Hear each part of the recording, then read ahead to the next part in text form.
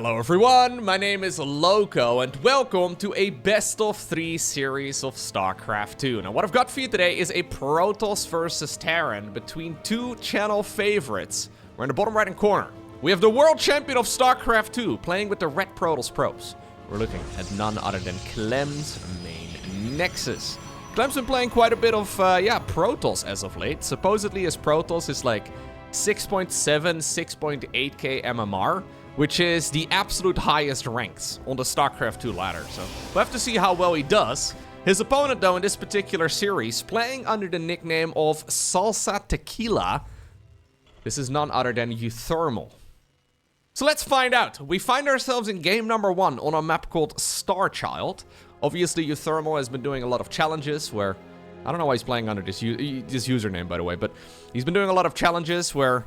he's trying to destroy pro gamers with stupid stuff. I don't really know if somebody like Clem is going to be able to fall to any tricks. But when Clem is playing Protoss, there is certainly a chance that this can work out. Game number 1 in the series, by the way, is on a map called Starchild. This is one of the maps from the Team Liquid map contest that did not make it onto the StarCraft 2 ladder map pool. It's one of the maps that I actually think look pretty good. I haven't seen too many games on it, but it did look, pretty promising to me when I... did cast some of the games from the map contest when it was first available. So we'll have to keep an eye out on whether or not it's going to play out well. Certainly something that may still make its way to the ladder at some point in the StarCraft future. But anyways, I'm excited. So what does Clem do in this matchup? Well, we've seen him do it a bunch, specifically against Gumiho. During the Home Story Cup Grand Finals, for example, where Clem decided to play Protoss rather than Terran. So obviously he's a world champion of StarCraft playing Terran, but he doesn't really seem to enjoy TVT that much, or maybe he's doing a crazy thing where he actually just enjoys playing Protoss, specifically against Terran, a little bit more than he enjoys playing Terran against Terran. Either way, in TVT I would certainly call him the favorite. I guess in PVT I'm also going to call him the favorite, but certainly with a little asterisk right next to it, because it is a very difficult prediction here to make. But Clem basically always, whenever I see him play PvT, goes for the Blink Stalker opener. I don't think I've seen him play anything else, so I'm expecting, a Twilight Council. Blink Stalker will once more be the name of the game. It's the type of strategy that feels the most like Marine Marauder, right? Like it's the Protoss equivalent of Marine Marauder Medevac. Has a lot of micro potential, and there's no denying that Clem's micro is absolute top tier. Triple Rex opener here from Salsa Tequila. Does anybody know why his username is that? I don't know. I know uThermal spends quite a bit of time in the Netherlands, but also in Mexico. Anyways, we're gonna go into Triple Rex here. So far, nothing out of the ordinary, really. Just trying to make a lot of biological units. This is one of those relatively comfortable builds to play where you're not really dependent on siege tank positioning as much. You can just make a bunch of Marines and Marauders. Stay alive. Cyclone also here building right now. Yeah, this is actually Mr. uThermal just trying to play a defensive game. Should be Stimpack. As soon as we get up to 100 gas anyways. Blink is coming up on the back of this, of course, which is now about a quarter of the way done. Clem is going to continue chronoing it, and we should see 3 gateways in total. At least normally we go up to a triple gate before building a 3rd Nexus.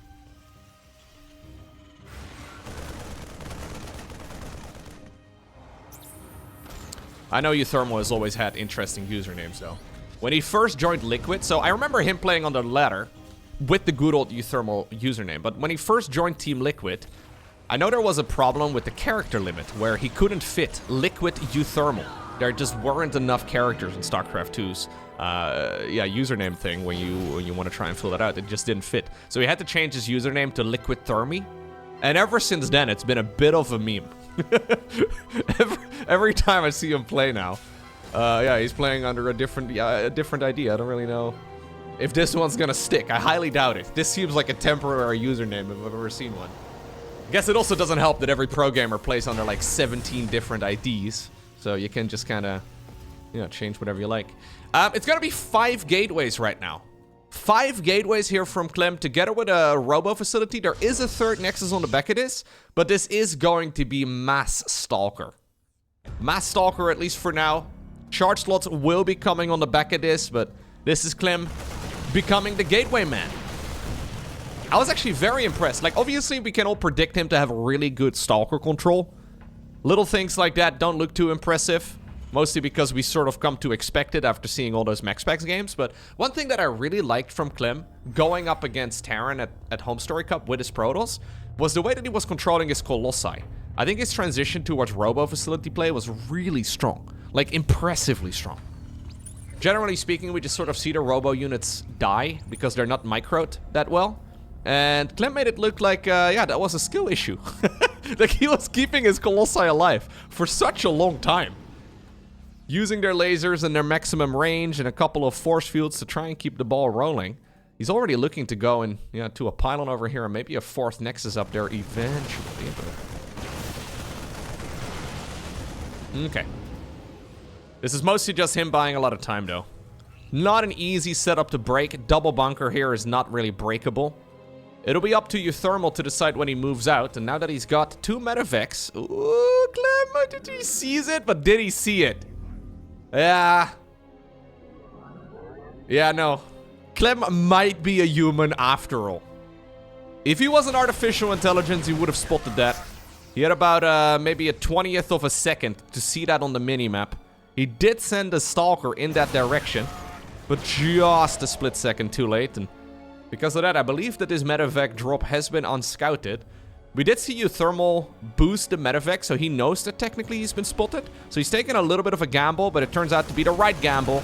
Recall is going to be used. In the meantime, the rest of the Marines are going across the middle of the map. And this is actually a really lovely push right here by uThermal, catching his opponent off guard. Fight over here in the middle. How is that one going? Well, charge slots are here. I'm more interested in the fight in the back. This will, of course, all get cleaned up eventually, but the question is how much damage will uThermal be able to deal before he is forced back home? Okay. Turns out, lovely control there as well with the pickup micro. Turns out, it's a substantial amount. 13 workers going down solidly puts Clem on the back foot. Pylon going down here too. Third command center finally starts up. Now, of course, this is very late. And the economy here for Clem is still good enough. We actually have a bit of an overextension now with all of these SCVs. You should be able to transfer them to the third base relatively easily when it's done. But for the time being, the mining is going to be suboptimal. But let's see how good uThermal can play it out from here. And let's see how good Clem can play it out. Because generally speaking, this is the weird thing about TVP at the highest level. When Protoss falls behind, it's GG. When Terran falls behind, we transition to the mid game, right? Like, that's kind of the vibe I'm getting. Generally speaking, whenever Protoss is in this position, they lose. It's very uncommon we see Protoss come back. But I guess if anybody can do it with solid, like, unit control, it could certainly be Clem. Let's see. So he's now significantly behind. But it's still a playable game. I would say this is like a 60-40 in favor of Terran here, which pretty much always leads to a 100-0 at some point at the highest level. Okay. A couple of Zealots here trying to just buy time. They will spot the timing of the third CC, and this is really late.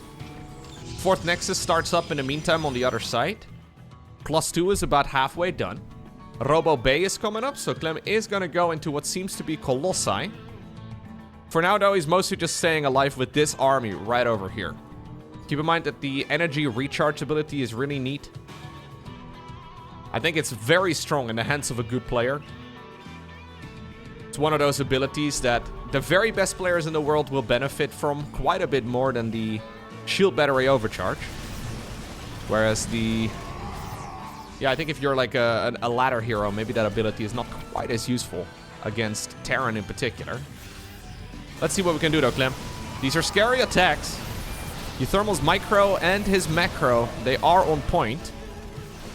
Oh, don't attack your own Nexus. That is one bit of advice I can give you. And I feel like there is enough here though for Protoss to hold on. Good split, very quick split. That could have been the end for most of those Stalkers. Clem quickly moving them one step further forward, keeping at least the majority of that army alive, and he's miraculously pushing some of these units back. Force fields in this choke point could be nice, yeah. Making it difficult for the Terran army to actually chase after this. uThermal forced to go around the side. Can he actually catch this army, though, on the retreat? A Colossus is not yet out. No, okay, there is one out. I was going to say, we need one over here ASAP. This is a Colossus without ranged, but just its presence alone gets 4 kills just like that. Okay, good splitty once again. Gets the Widow Mine, and he actually pushes that army away. In the meantime, there's a Zealot run by on the other side of the map. Okay. Clem's still not in a comfortable position, but I'm liking this a little bit better than a couple minutes ago. Look at the aggression here. Most of the time, Protoss is played closer to the Nexus. Clem taking these engagements in the middle of the map. Not bad. Ooh, you've poked the Baron. Yeah, suddenly, Clem. All right. Trying to get back into this game is forced to pull off some micro that he normally doesn't do. Because he doesn't have blink on any of his units. Second Colossus available right now. Very little buffer, though. Careful with those Marauders. If you overextend here, the Colossi are going to go down. And I think this is going to be an overextension here. Still, though, some reinforcing Protoss units do come in from the other ramp. They're picking off some of those weakened Marauders, but they also will have to run. Additional Zealots coming up. Clem still with a solid supply deficit. Extended thermal lens, about 75% of the way done, plus 1 armor coming up too. This is something that we're missing out of uThermal here. Yes, he's got the Ghost transition. That's nice and all, but he doesn't have additional engineering bay upgrades. Seems like he's content sitting on 1-1. That makes me believe he believes that he's going to be able to win over the next couple of minutes. So starting up 2-2 is not worth it. He doesn't yet have an armory. He doesn't yet have a second engineering bay, and that is an oversight.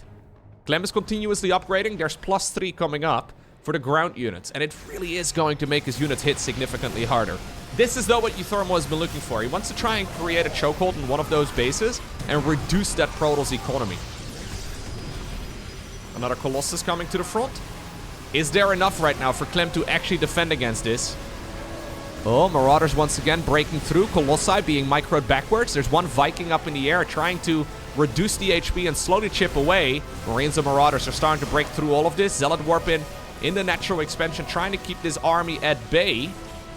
Another warp in over here does complete. Looks like you should just settle for the Nexus kill and go home. I think that's the play. Yep. Kill the Nexus, go home. There's still a bunch of libs up in the air. No reason to risk it. In the meantime, though, okay, there is another expansion that just finished up down south at the 6 o'clock position. And that's where the probes are headed. So the probes have actually found another place to continue mining. And while the Nexus did die, it's actually been a relatively low amount of worker kills so far throughout this game. uThermal's still stuck on just triple CC. He's got 5 barracks, that's nice and all, but no additional upgrades. And this is getting to a point now where uThermal's economy is very much so his main bottleneck. He needs to move this command center to another location soon or build another CC. But if he doesn't do something about it soon, or he doesn't close out the game soon, he's actually going to start falling behind, which is weird to say because he's still like 30 supply ahead, at least as far as the army goes. He's going into Ghost right now. Oh, Clem once more, dude. Clem being the aggressor right now? I don't feel like this is the moment for Protoss to be aggressive, but I also don't want to doubt the world champion of StarCraft 2. Normally, we don't see Protoss moving at this point. Normally, Protoss is sitting back. Look at him, gobbling up the bases like he's a Zerg player.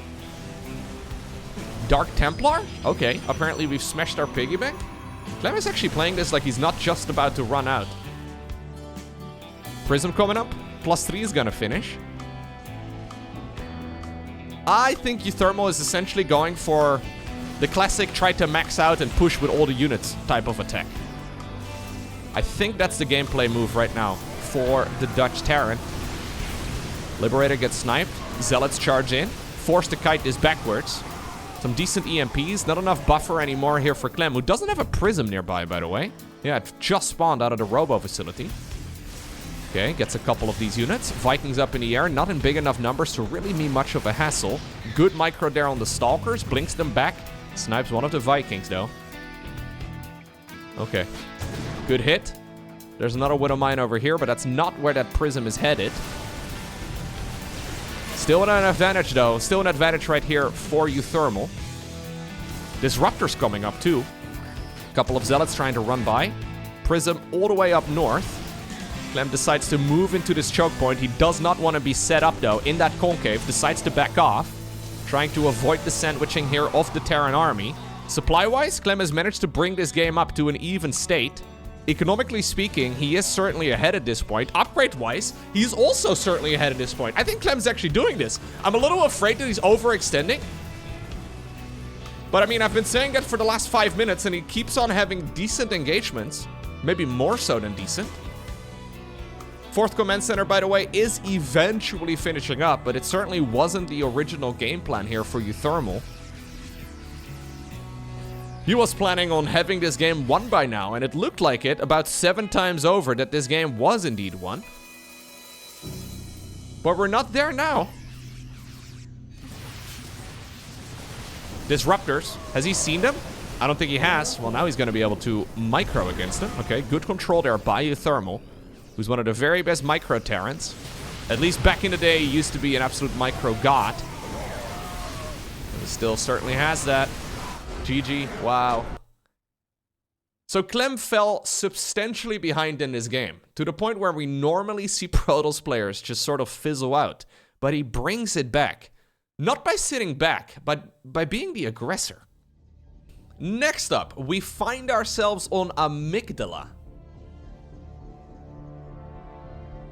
This isn't even Clem's final form with Protoss, going up against Terran. Remember when he first moved out with his first 2 Colossi and he overextended and he lost the both of them? That trade wasn't terrible, but it certainly wasn't ideal. I think Clem is looking at that game and he's like, you know what, that game was a win, but I could have done this and this and that better. Obviously, that was just a little micro mistake. Before that, we had quite a couple of other mistakes that could have been, you know, prevented. And it would have allowed him to not just go into the mid and the late game of that match while being slightly behind. It could have, at the very least, evened the odds. The fact that Clem had to fight from a deficit and then managed to bring it back. Very impressive. Some of that, though, was the decision-making here as well from uThermal. uThermal purposely sitting on triple command center. Reluctant to build even a 3rd, and then very reluctant to build a 4th command center. Sitting around on 1-1 upgrades also certainly did not help, but that's because he was planning on winning long before that point. And when that didn't happen, he had to start making some decisions there that were not quite ideal. I feel like the big contrast, though, to how we normally see Protoss versus Terran being played. Normally, Protoss is very much so the punching bag, right? Like, normally it's Protoss who's sitting there and they're taking a beating. Like, yeah, they can open up with, like, Phoenix aggression or sometimes Oracle play, or you can start off with some Blink Stalker, and all of that is cool. But if it doesn't work out for you, right? Like, you go back home and then you turn into a punching bag, where it's very much so up to the Terran player to be the aggressor. We rarely see this skin, dude. Look at that skin. Interesting armor right there for the Marine. I don't think I like it. Anyways, it's fun. It's yeah, refreshing to see Protoss being played aggressively. And I guess since there's no more shield battery overcharge, what's the point in sitting close to your Nexus? Honestly, it may actually be one of the biggest gameplay changes that we'll see to Protoss over the next year or so. The fact that there's very little advantage to sitting at home, because shield battery overcharge is not a thing anyways. I wonder if it means that, yeah, Protoss is just forced to be more aggressive in general, and I'm here for it. I like the more active gameplay a lot, which is why I keep casting MechSpecs versus Clem. I think it's a lot of fun. It's a lot of skill expression, you know? In my mind, like, that's kind of, I guess, why I like the shield battery overcharge less than the energy recharge ability.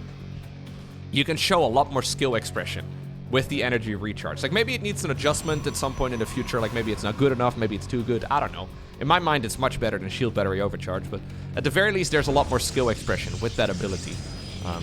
Everybody can activate battery overcharge and stay alive for a little bit longer, but using it at the right point and, yeah, be able to get some more value out of your troops is really nice. All right, so what do we do this time around? Straight triple Rex here for Salsa Tequila. uThermal having a good time? Ooh, all right. I thought we were gonna go for Blink, and we may still go for Blink on the back of this, but Clem is rushing Invisible Men. This is not a triple CC opener here for uThermal. Maybe uThermal was going for something in game number 1 as well that Clem looked at, and he's like, yo, if I play like this, I die to Dark Templar. He must have seen something in game number 1, or maybe he's seen something right now, even though there's very little vision.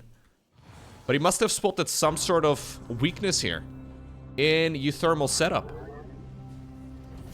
It all comes down to whether or not there will be any detection. So with a build like this, you do usually go for a third command center. He decides to go factory right now. Without a third command center, he will not have an extra scan available. He's also not going for an NG bay just yet, so he doesn't have... Oh no, we do have an NG bay, I was gonna say. It'd be crazy if we don't have one of those yet. We do need a missile turret or two to not die. Well, this could be awkward. There they are. We have no scan. There's no scan energy. There's scans available in a half minute from now. We need 2. Well, that's one way to close out a series. After playing a very macro-heavy game number 1. The second game of the series is one with a good old Dark Templar rush. There's no detection available for uThermal. He's not going to be able to do any scans until about 20 seconds from now. And that would be probably about 30 SCVs later. GG.